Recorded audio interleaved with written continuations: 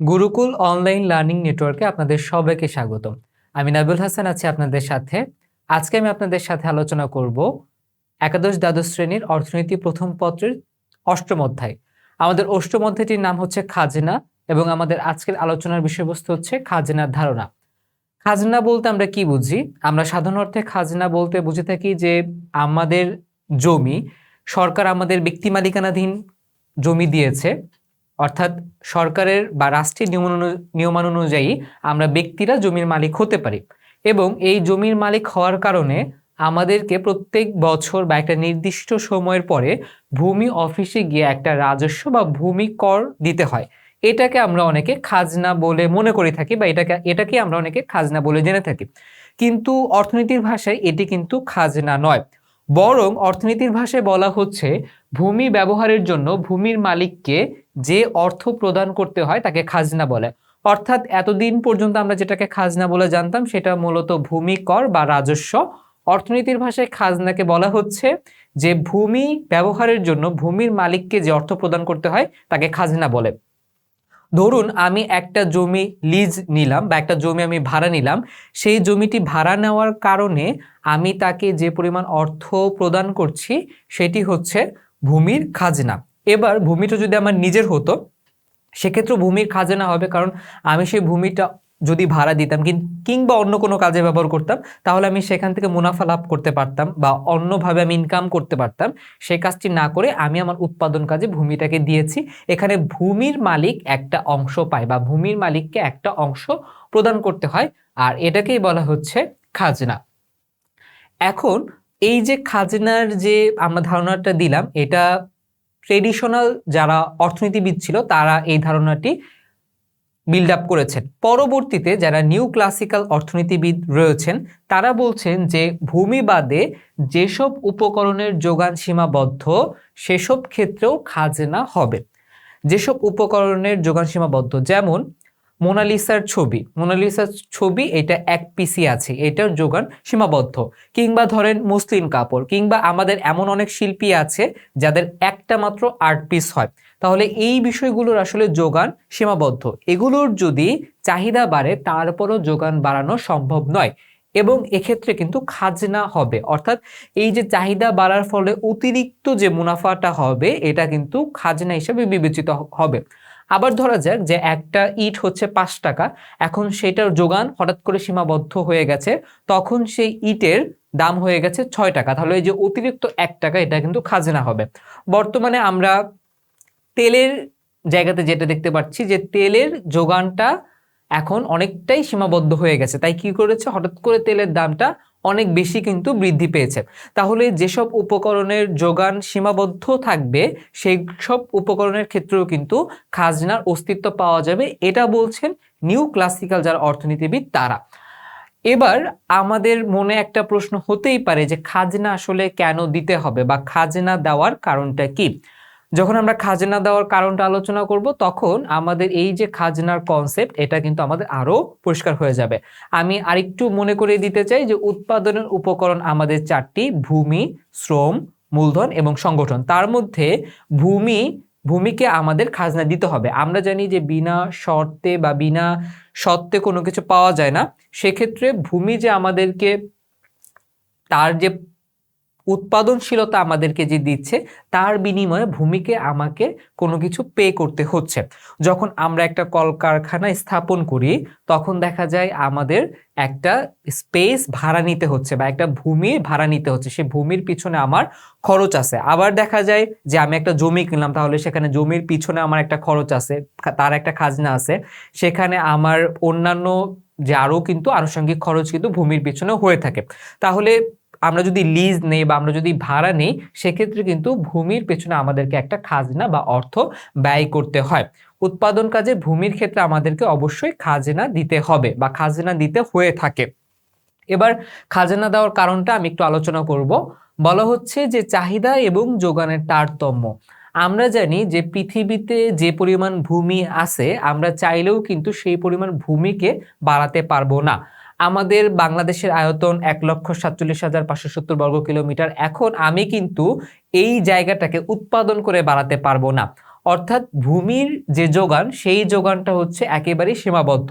অন্যান্য কিছু প্রাকৃতিক সম্পদ আমরা চাইলে সেগুলোকে হয়তো বা কিছুটা বাড়াতে পারি, যেমন ধরেন আমার কাঠের প্রয়োজন, তাহলে আমি দীর্ঘমেয়াদী সময়কালের মধ্যে আমি অনেকগুলো বৃক্ষরোপণ করে আমার কাঠের যে যোগান সেটাকে আমি চাইলে বাড়াতে পারি। বা আমারও কোনো যদি অন্য কোনো পণ্য হয় যেটা আমি কারখানায় তৈরি করতে পারি সেটাকে, বা এমন কোনো কাঁচামাল যেটা চাইলে বাড়ানো সম্ভব, অনেক কিছুই সেরকম করা যায়। কিন্তু ভূমি এমন একটা জিনিস যে আমরা পৃথিবীর যতটুকু জায়গা তার চেয়ে আর 1 ইঞ্চিও আমাদের বাড়ানোর মতো আসলে সামর্থ্য আমাদের মানুষের মধ্যে নেই। তাই ভূমির যোগানটা হচ্ছে সীমাবদ্ধ, একেবারেই সীমাবদ্ধ। কিন্তু ভূমি বাদে উৎপাদনের অন্যান্য যে উপকরণ সেগুলো কিন্তু মূলধন আমরা চাইলে বাড়াতে পারি, কমাতে পারি, শ্রমিকের সংখ্যা আমরা বাড়াতে পারি বা কমাতে পারি, সেটা কিন্তু সম্ভব। কিন্তু ভূমির যোগান একেবারেই সীমাবদ্ধ। এবার যেটা হচ্ছে ভূমির চাহিদা এবং যোগানের তারতম্য। প্রতিনিয়ত আমাদের জনসংখ্যা বাড়ছে, জনসংখ্যা বাড়ার কারণে আমাদের এই ভূমির চাহিদাটা বাড়ছে, কিন্তু ভূমির যোগান সীমাবদ্ধ। যে কারণেই হচ্ছে কি আমাদের এই চাহিদা আর যোগানের মধ্যে একটা তারতম্য দেখা দিচ্ছে। ফলে এই যে খাজনার যে বিষয়টা সেই বিষয়টি কিন্তু এখন দাঁড়াচ্ছে। এখন এই খাজনার বিষয়টি আমি আরো একটু আপনাদেরকে পরিষ্কার করে দেব একটা চিত্রের মাধ্যমে। আমি উপরে লম্ব বরাবর ধরেছি পি মানে হচ্ছে ভূমির যে দাম, আর নিচের অক্ষে আমি ধরেছি ভূমির চাহিদা এবং যোগান। যেহেতু ভূমির যোগান সীমাবদ্ধ তাই ভূমির যোগানটা হচ্ছে লম্ব অক্ষে স্থির থাকবে, কারণ এটা সীমাবদ্ধ। আপনারা সবাই জানেন যখন স্থির থাকে তখন সেটা লম্ব অক্ষে সমান্তরাল থাকে। আরেকটি বিষয় হচ্ছে যে ভূমির চাহিদা, ভূমির চাহিদা আমি ধরলাম যে প্রাথমিক অবস্থায় ভূমির চাহিদাটা হচ্ছে এখানে রয়েছে।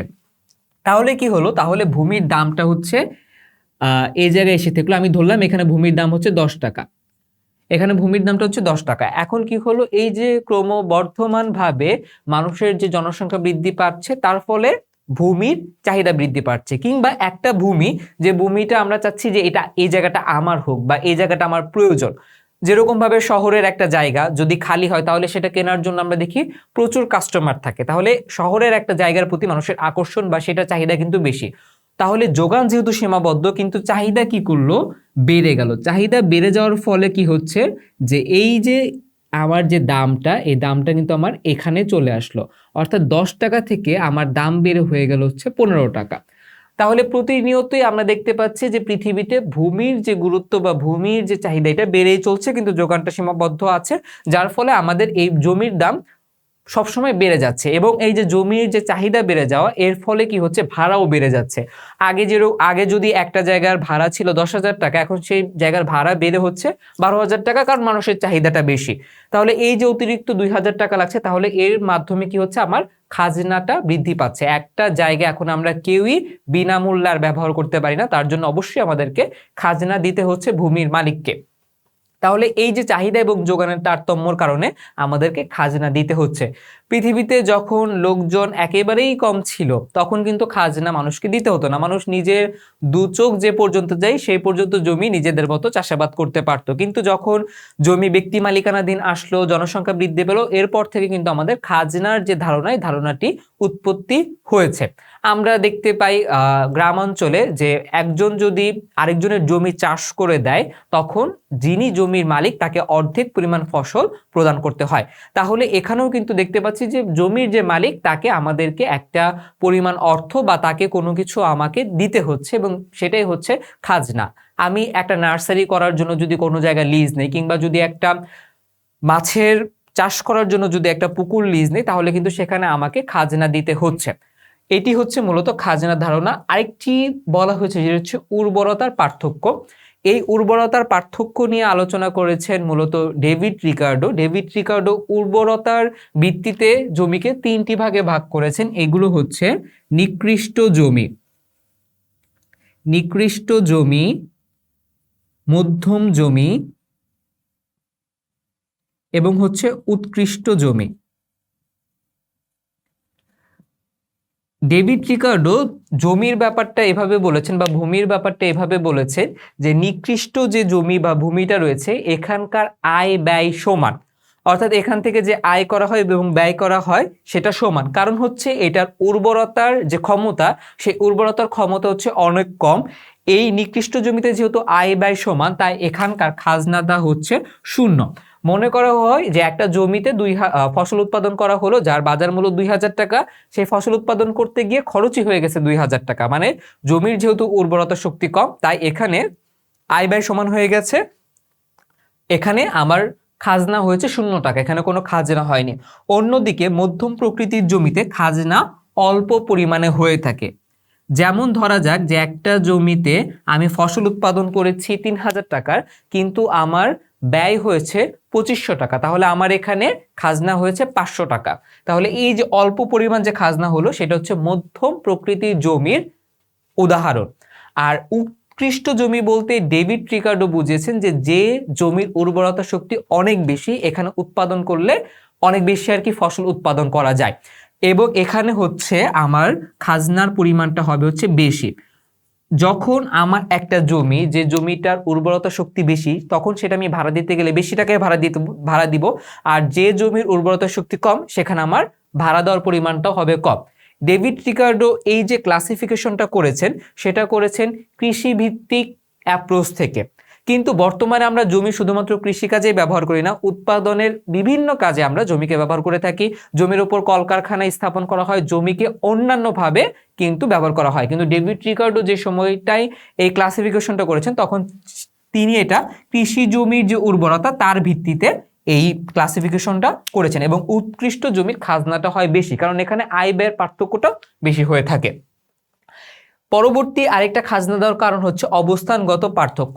অবস্থানগত পার্থক্য হচ্ছে যেরকম শহরের একটা জমি, শহরে নাগরিক সুযোগ সুবিধা বেশি, এখানে জনসংখ্যা বেশি, এখানে জমির স্বল্পতা রয়েছে, তাই কি হয় যে শহরের একটা জমির দামও বেশি হয়, এবং এখানকার স্পেস ভাড়া বা এখানকার যে খাজনার পরিমাণটাও বেশি হয়।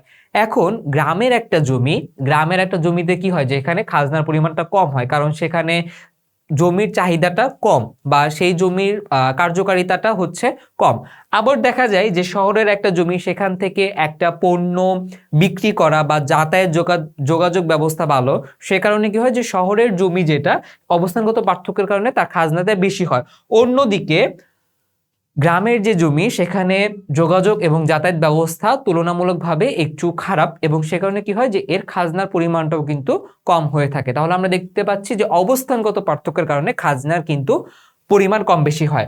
আবার পাহাড়ি অঞ্চলে যারা থাকে, একেবারে পাহাড়ি প্রত্যন্ত অঞ্চলে যেখানে জনমানব শূন্য, সেখানে কিন্তু আবার কোনো রকম খাজনা আমাকে দিতে হচ্ছে না, কারণ ওই জায়গাটা আসলে ব্যবহার করার মতো মানুষই নাই। তাহলে দেখতে পাচ্ছি যে অবস্থানগত পার্থক্যের কারণে খাজনা কম বেশি হয়ে থাকে।